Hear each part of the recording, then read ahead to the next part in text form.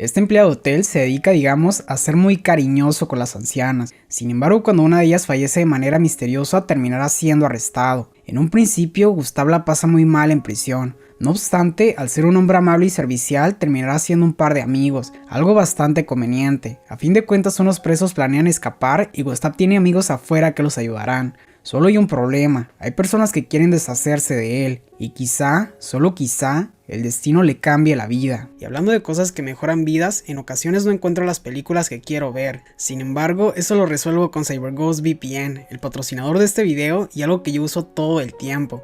Verán, este fin de semana quería ver Volver al Futuro. El problema es que no estaba en Netflix de mi país. ¿Pero qué fue lo que hice? Entré a CyberGhost, fui a la sección dedicada para streaming y cambié la ubicación a Alemania. Actualicé la página de Netflix y listo. Lo mejor es que tiene subtítulos y también el audio en español. Y si la película no está en un país, simplemente cambias a otro. Después de todo, CyberGhost tiene 11.000 servidores en más de 100 países. Lo mejor es que funciona con otras 40 plataformas de streaming como Disney Plus, Prime Video o HBO Max. También al cambiar nuestra ubicación, CyberGhost oculta nuestra IP, lo que ayuda a que naveguemos seguros en hasta 7 dispositivos a la vez, ya sea Windows, Mac, iOS, Android, televisiones y hasta consolas. Actualmente CyberGhost tiene más de 38 millones de usuarios y una calificación de 5 estrellas en Trustpilot. Ahora mismo CyberGhost tiene una oferta especial para nosotros. Si entran al link de la descripción podrán obtenerla por solo $2.03 al mes más 4 meses extra gratis. Y si no les convence, tienen una devolución garantizada durante los primeros 45 días, lo que la convierte en libre de riesgos. Muchas gracias a CyberGhost por volver a colaborar conmigo. Ahora continuemos. Nuestra historia inicia en los confines más remotos del este del continente europeo, específicamente en el cementerio de la República de Suroca. Aquí se encontraba un monumento al autor, aquel que había escrito la historia del Gran Hotel Budapest. Antes de morir, el autor aseguró que toda la historia de su libro se le había contado tal y como él la presentaba, y sobre todo, de la manera más inesperada. Verán, cuando era joven el autor visitó el pueblo de Nebelsbad, donde optó por alojarse en el Gran Budapest. En el pasado el hotel solía ser pintoresco y ampliamente reconocido, pero para 1968 no era ni la sombra de eso. Al contrario, estaba en una evidente decadencia y apenas tenía huéspedes. Eran tan pocos que todos se reconocían, aunque por alguna razón apenas si se hablaban. Quizá eso fue lo que hizo que el autor formara una relación cercana con el concierge Monsieur Jan. Fue así que cierta tarde mientras charlaba con él que notó una nueva presencia, un anciano que esperaba en el lobby, por lo que sin dudar preguntó por él. Jan confesó que era el señor Zero Mustafa, el dueño del hotel.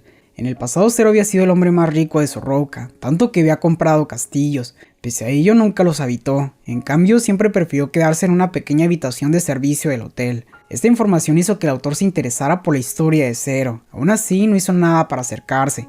Lo que no imaginaba es que el destino jugaría a su favor. Así es, cierto día mientras tomaba un baño, Zero lo saludó desde la otra bañera. Era un gran fan de sus libros. Ante esto el autor no pudo contenerse, por lo que preguntó cómo había comprado el hotel, y la respuesta de Zero fue sencilla: no lo había hecho, aunque si quería saber la historia completa lo invitaba a cenar. Con gusto el autor aceptó, así que Zero comenzó con su historia. Todo iniciaba con el concierge original del hotel, Monsieur Gustave. Verán, en 1932 Monsieur Gustave se encargaba de manejar cada aspecto del hotel, pero sobre todo realizaba una actividad bastante peculiar: atender cariñosa y personalmente a las mujeres mayores que se hospedaban ahí. Ya sabrán a qué me refiero. Una de ellas era Madame D, una anciana que claramente adoraba a Gustave, y aunque él también la quería, en cierta ocasión cuando la mujer le pidió irse con ella, Gustave no dudó en rechazarla. Su lugar era en el hotel. Madame D terminó marchándose sola, no sin antes despedirse con un te amo. Una vez la anciana se fue, Gustave notó que entre el personal había un trabajador desconocido. Así es, Zero Mustafa, el nuevo chico del lobby. Al enterarse, Gustave le realizó una entrevista de inmediato. Zero no cumplía con ninguno de los requisitos, sin embargo pronto llegó una pregunta clave: ¿por qué quería el empleo? A lo que Zero respondió que el Gran Budapest era una institución, ¿quién no querría trabajar ahí? Esto terminó por convencer a Gustave. Al parecer el chico valía la pena. Con el paso del tiempo nuestro amigo se convirtió en su mano derecha, así aprendió el oficio bajo su tutela. Además se enteró que algunos de los clientes más distinguidos solo iban al hotel para ver a Gustave. Así es, esto en su totalidad se resumía a mujeres mayores, todas compartiendo cosas en común. Eran ricas, inseguras, vanidosas, superficiales y sobre todo rubias, muy parecidas a Gustave. Por cierto, Gustave se caracterizaba por ser uno de los hombres más perfumados que existía, y pese a que pasaba mucho tiempo con las ancianas, en realidad era un hombre solitario. Dejando esto de lado, uno de los misterios más grandes era la identidad del dueño del hotel. De hecho, el único que parecía conocerlo era su emisario, el subdirector Kovacs, quien una vez a la semana entregaba mensajes del misterioso hombre. En ese momento el viejo Zero comentó que en aquella época también había conocido a Agatha, una chica con un lunar en forma de México que trabajaba en Mendel's, una pastelería local, aunque al recordarla prefirió no decir más sobre ella. Más adelante sabremos por qué. Como sea, en cierta ocasión tras recoger el periódico, Zero notó dos terribles noticias, por lo que sin dudar asistió con Gustave. La primera, la guerra se acercaba, y la segunda, Madame D había fallecido. Sin dudar un segundo, Gustave acompañado de Zero tomó un tren para ir al funeral. Durante el camino, Gustave comentó que el anciano odiaba a sus hijos, pero sobre todo recalcó que la mujer era dinamita para las noches de pasión, lo que evidentemente desconcertó a Zero. Claro que sí. Antes de llegar a su destino, el tren en el que iban fue detenido por un retén militar. Requerían que les mostraran sus papeles. Ambos rápidamente lo hicieron. Sin embargo, pese a que Zero tenía permiso de trabajo, los sujetos intentaron llevárselo solo por ser inmigrante. Ante la terrible injusticia, Gustave se opuso con todas sus fuerzas, y a punto de que el conflicto escalara, apareció el inspector Henkel. Verán, durante su infancia, Henkel y su familia se hospedaron en el Gran Budapest. En aquel entonces el oficial era un niño solitario, y de no ser por Gustave, la habría pasado terrible. Esa fue la razón por la que los dejó seguir. En cuanto a Zero, le dio un permiso temporal. Al ser inmigrante serviría por el momento, aunque más adelante quizá no lo haría. Sentía lo ocurrido. Evidentemente nuestros amigos siguieron su camino, así que al llegar Clotilde, la sirvienta, los guió hasta el lugar donde yacía el cuerpo de Madame D. Al ver a su amada, Gustave entristeció, aunque casi de inmediato Clotilde le avisó que Serge, el mayordomo, necesitaba decirle algo. Al asistir con el hombre, Serge pareció huir de él. Fue así que buscándolo se toparon con una sala llena de familiares de la difunta, todos ansiosos por saber de la herencia. El encargado de leer el testamento no era otro que el mismísimo subdirector Kovacs, a fin de cuentas era un gran abogado. Fue así que la lectura comenzó. La mayoría de sus posesiones iba a su hijo Dimitri y sus 3 hermanas. No obstante, había una petición especial. La famosa pintura El niño con manzana iría a manos de Gustave. A fin de cuentas, él le había dado mucho, pero mucho cariño durante su vejez. Al oír la noticia, Dimitri se opuso de inmediato. El cuadro era invaluable, por lo que no lo dejaría en manos de, según él, un estafador que al parecer tenía pasión con ancianas. Gustave comentó que lo sentía, pero es que tenía pasión con todas sus amigas, por lo que sin dudar el sujeto lo golpeó. Zero defendió a su jefe, por lo que Jompling, el guardaespaldas de Dimitri, golpeó a Zero de vuelta. Antes de que la cosa empeorara, nuestros amigos comenzaron a irse, por lo menos hasta recordar lo valiosa que era la pintura, razón por la que decidieron mirarla. Al tenerla frente a sus ojos, ambos decidieron robarla. A fin de cuentas, Madame D la había dejado para él. Antes de irse, pidieron a Serge que le envolviera, y el sujeto sin dudar acató las órdenes. Lo que no notaron nuestros amigos es que el mayordomo había colocado una carta en la parte posterior. Tras esto, los chicos partieron sin más. No podían mirar atrás. Una vez en el tren, Gustave juró que conservaría el cuadro el resto de su vida. Incluso haría que lo enterraran con él. Al menos eso aseguró, ya que en cuanto lo pensó mejor, dijo que lo vendería. Con el dinero ambos podrían tener vacaciones para luego volver al hotel. De hecho, por todos sus servicios, Gustave daría a su fiel escudero el 1.5% del valor de la venta. Zero comentó que el 1.5 era un porcentaje bajo, algo con lo que Gustave estuvo de acuerdo, razón por la que comentó que le daría el 1.5% y él sería el único heredero de toda su fortuna, algo que el joven aceptó. Curioso que nunca le preguntó a Gustave de dónde era o quién era su familia. De esa manera llegaron al Gran Budapest y guardaron la pintura en una enorme caja fuerte. Al parecer todo estaba en orden, o al menos eso pensaron, ya que casi de inmediato apareció el inspector Henkels con una misión: apresar a Monsieur Gustave por el asesinato de Madame D, ya que sí, la causa de muerte era envenenamiento. Al oírlo, Gustave comenzó a escapar, lástima que no logró su cometido. Una semana después, Zero acudió a visitarlo. Aquí nuestro amigo notó que durante ese tiempo Gustave no le había pasado nada bien. No obstante, al hacérselo saber, Gustave comentó que no se preocupara. Habían intentado molestarlo, pero se había defendido. De no hacerlo, no se habría ganado su respeto. Es lo que se debía hacer en lugares así. Dejando de lado esto, Zero aseguró que tanto él como el subdirector Kovacs creían en su inocencia, aunque no se podía decir lo mismo de los familiares de la mujer, quienes aseguraban que Gustave había entrado a la casa de Madame D la noche anterior al incidente. No obstante, el testigo clave de los sucesos era Serge, quien había desaparecido. Al oír esto, Gustav supuso que habían obligado a Serge a mentir. Lástima que no podía desmentirlo. Su coartada era una mujer casada, por lo que por ética profesional no podía involucrarla, y aunque quisiera, en esos momentos la mujer estaba en otro país. Sin duda todo pintaba mal para Gustav. Lo peor es que mientras esto pasaba, Jomplin visitaba la casa de la hermana de Serge en busca del mayordomo. Como podrán imaginar, no lo encontró. Sin embargo, era una muestra de que Dimitri y su familia estaban dispuestos a todo. De hecho, querían acabar con Serge lo antes posible. Así no podría decir la verdad. Como sea, con el paso de los días, Gustav empezó a adaptarse a su vida en la cárcel. Incluso fue el encargado de repartir el potaje. Pese a su extrema amabilidad, los presos lo rechazaban, aunque uno de ellos sí lo aceptó. Y no uno cualquiera, sino uno enorme con una cicatriz en el rostro, al cual Gustav le preparó el potaje con un poco de sal, lo cual servirá para más adelante. Como sabemos, Gustav no era del agrado de muchos, afortunadamente sí lo era de sus compañeros de celda. A fin de cuentas siempre compartía los postres de la pastelería Mendels que Zero le llevaba. Fue por esta razón que supieron que además de ser un tipo recto, también era confiable, por tanto le compartieron su plan de fuga. Verán, durante años habían estudiado la prisión, incluso habían hecho un plano perfecto a mano. Se podía escapar a través de un túnel, sin embargo para hacerlo necesitaban herramientas. Al oírlo, Gustav tuvo una idea, aunque en ese preciso instante el viejo Zero quedó en silencio. Y no era para menos, estaba llorando porque no sabía cómo seguir. Y es que el simple hecho de mencionar a Agatha lo ponía triste. Aún así continuó con su historia. Agatha era su novia, y en palabras de Zero, ella los había salvado. Tras su tercer encuentro formal, el chico le pidió su mano, y ella más que encantada aceptó. Tan solo miren ese beso, y es que verdaderamente estaban enamorados. Cuando Mesía Gustav se enteró, se sintió muy feliz por su mano derecha, su chico de lobby. Aún así, a la primera oportunidad coqueteó con Agatha, algo que por supuesto no le gustó a la joven. Pese a ello, cuando Zero le pidió ayuda para sacar a su amigo de prisión, la chica aceptó sin dudar. Para ello camufló herramientas como si fueran galletas, y tras un poco Gustav las tenía, por lo que comenzaron un túnel bajo una mesa con un mantel. Por otro lado, Kovacs avisó a Dimitri que hacía falta un documento crucial en los papeles de su madre. No sabía lo que era, pero era evidente que faltaba. Eso junto al caso sin resolver de Mesía Gustav complicaban la situación. Por eso sugería llevar el caso de la herencia con el inspector municipal. Evidentemente Dimitri no estuvo de acuerdo, al contrario, quería que Kovacs se olvidara de todo, pero como Kovacs se negó, Jomplin lanzó su gato por la ventana. Estaba claro que hablaban en serio.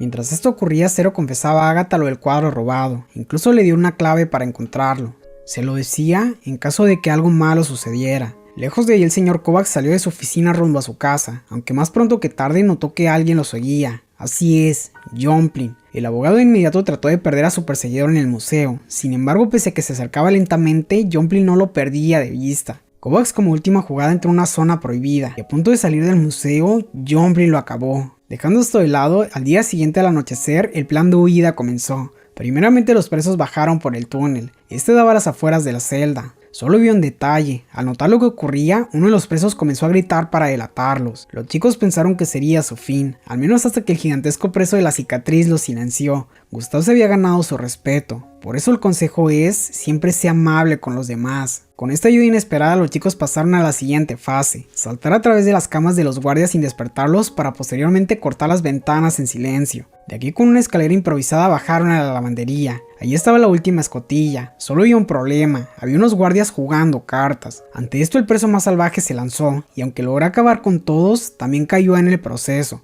Fue así que, honrando su sacrificio, que los chicos finalmente salieron, donde Gustav por fin volvió a reunirse con Zero. El hombre claro esperaba que Zero tuviera todo listo para escapar. Sin embargo, el chico no solo no tenía nada listo, sino que tampoco le había llevado su perfume favorito.